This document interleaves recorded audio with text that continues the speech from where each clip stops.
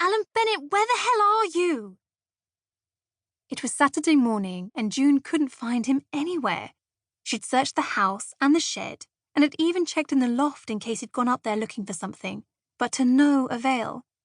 "Come on, Alan, the joke's over," she called, but the house answered with willful silence.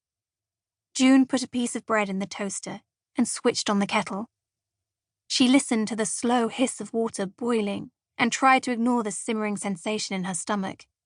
The weekend stretched ahead of her, long and gloriously empty.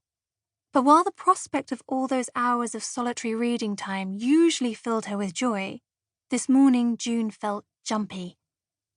In her decade working at the library, she'd always managed to avoid taking rhyme time, or indeed any activity where she had to speak in front of a group of people.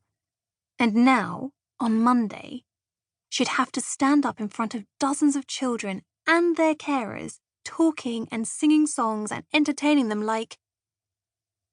June took a mouthful of toast, but it felt like cardboard in her mouth, and she pushed her plate aside.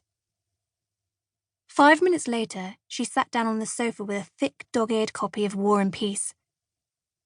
It was a novel that June had tried and failed to read several times before, but at more than 1,000 pages, it was the perfect project to distract her this weekend. Besides, it was a book that her mum loved, and for that reason June had always felt guilty that she'd never managed to finish it. She lifted up the paperback and held it to her nose, inhaling the reassuring aroma of aged paper and dust. But there was another scent there too, a base note of soap and the faintest hint of smoke. June closed her eyes and allowed herself to imagine her mum sitting next to her, legs tucked under her body in the way she'd always liked to curl up, the book on her lap, and an ashtray balanced on the arm of the sofa. The two of them had spent hundreds of weekends like this, side by side in contented silence, interrupted occasionally by her mother's throaty laugh at something within the pages. The memory of it made June's chest ache in longing, and she opened the book and started to read. She was about 30 pages in when the doorbell rang. For a brief moment, June wondered if it was the postman, delivering a pile of birthday cards that had been forgotten yesterday. But she told herself off for even entertaining such a ridiculous thought.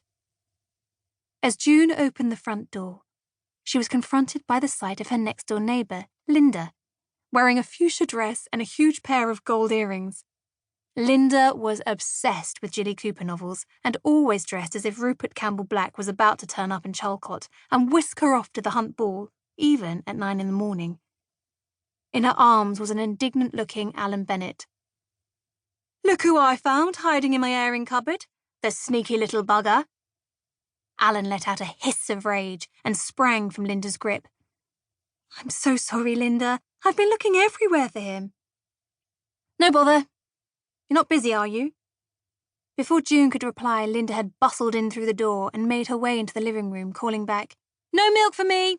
I'm doing Slimming World." June made tea in 2 chip mugs and carried them through, where she found Linda sprawled on the sofa leafing through War and Peace.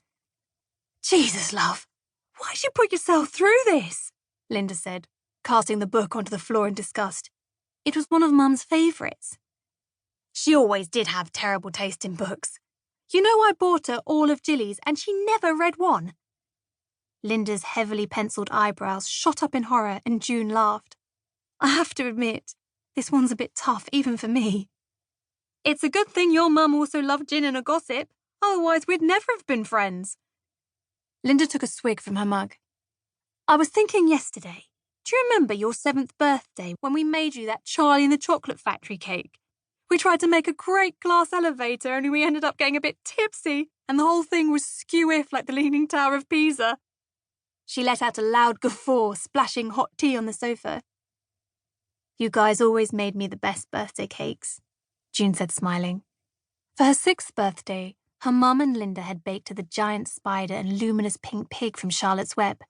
And for her 10th birthday, they tried to make a Hermione and Hagrid from Harry Potter out of sugar fondant, although it had ended up looking like something out of a horror movie.